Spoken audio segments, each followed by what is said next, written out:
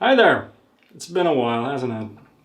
Patchman seems to have disappeared off the internet, and I haven't really been around either. I've been really busy, what with work and, oh, the birth of my son.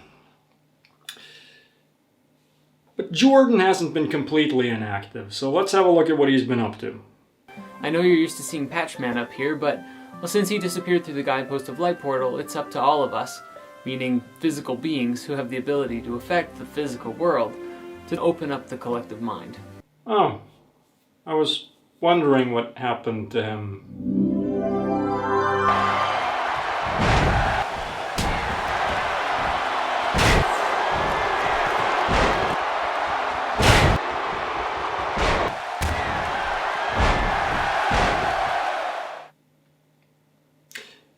I think my version's better. Now, although the mainstream scientific world would have us believe that atheism is on the rise and the mainstream religions are going down, the truth is that there's still only about 2%, maybe 3% of the world's population that actually classify themselves as atheist, and about 13 or 14% who call themselves non-religious. For all practical intents and purposes, atheist and non-religious mean the same thing. Non-religious people, whether they identify as atheists or agnostics or non-practicing Christians like most Swedes, they all live their lives as if there were no God. They just go about their business without thinking about any magic man in the sky or anything like that. For the record, all those people are atheists, even if they don't use that term. Most people simply don't know what an atheist is, and that's because one of the most successful forms of propaganda ever was when theists started saying that in order to be an atheist, you have to know everything. How could you know that there is no God? Atheists are not people who say they know there is no God. The way atheists, or I should say people who identify as atheists, use the term is an atheist is someone who simply does not believe in a God. Atheist. Atheos. Without a God. An atheist is not a theist. Whereas the big three take up over half of the world's population, meaning Islam, Christianity, and Judaism. I'm sorry, but how is Judaism one of the big three? The big three, according to your own chart, would be Christianity, Islam, and none, followed by Hinduism. Why is it that people believe what it is that they believe? Indoctrination, ignorance, and a complete lack of curiosity. And why is it that certain faiths create struggles with each other within the faiths, and other faiths harmoniously merge with other faiths of the world? That's what I want to find out. Most religions can't coexist peacefully because they have to spread and they have to defend themselves against attempts to deconvert followers. The way this is accomplished, since they can't prove that they're right, since they're not, is by suppressing competing views. This is done with violence, oppression, hate. Have a look at the comments section to Why Do People Laugh at Spirit Science 1, and you'll see that followers of Jordan's religion of peace and love and harmony behave just like I said. They hate those who disagree with them.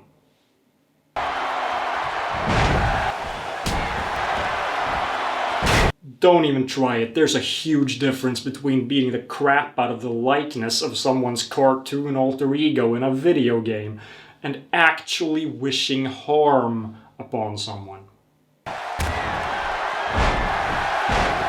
The more that I research, the more that I question and look at all of the world's religions, the more I'm starting to see that there's these very common strains that seem to run through all of them. Yeah, and that's because all religions are made up by humans, and humans tend to have very similar desires when it comes to the important stuff in life.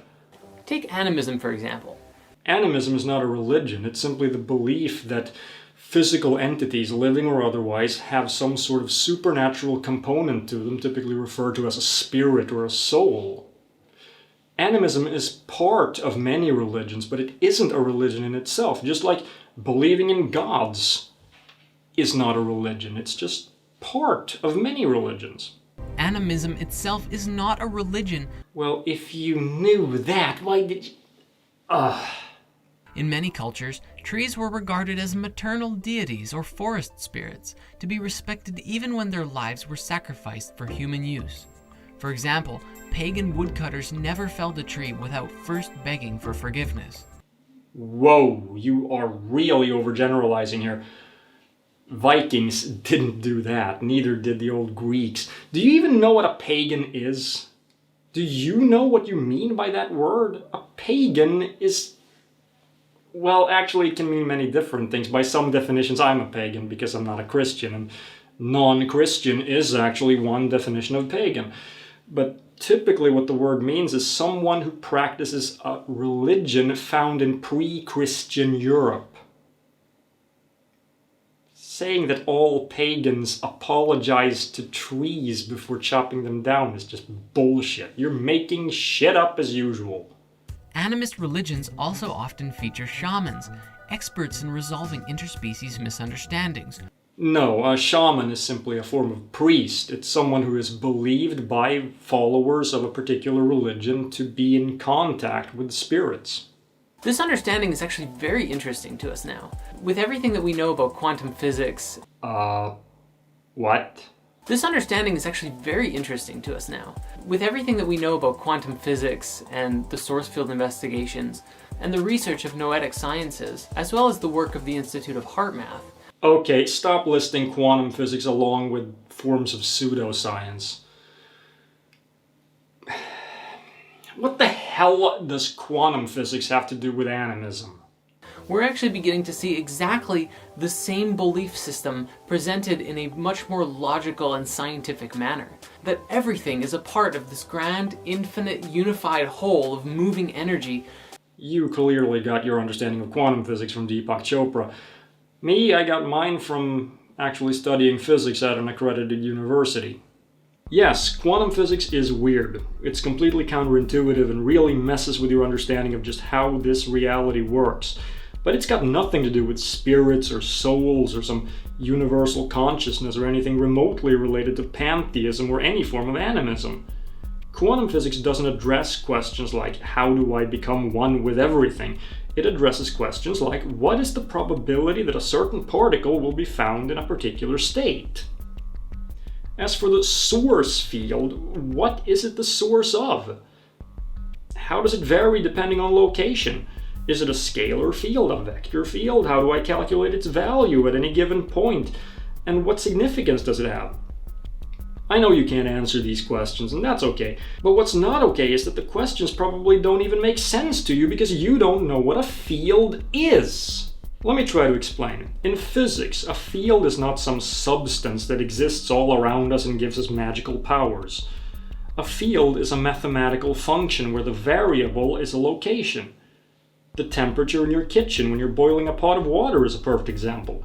It's hotter near the stove than further away from it. The temperature depends on where in the kitchen you measure it. It's a function of location. It's a field. See how this relates to the probability of finding a particle at a particular location? The probability is a function of location. It's different from one location to the next. It's almost as if these ancient beings had the exact same understanding, and they experienced it through the process of living life, rather than the way that we're experiencing it today, which is through technology. But simply living your life doesn't help you experience the subatomic. That's the problem with understanding quantum physics. It's why it's so abstract and calls for what most people would consider really advanced math. It's a part of reality that we simply cannot experience directly. Our senses don't operate on that scale, and our brains haven't evolved to understand these things on an intuitive level. And what's up with the clockwork technology? The technology that relies on quantum physics is modern electronics, like the circuits in a computer or a cell phone. We are not catching up to ancient cultures' understanding of quantum physics.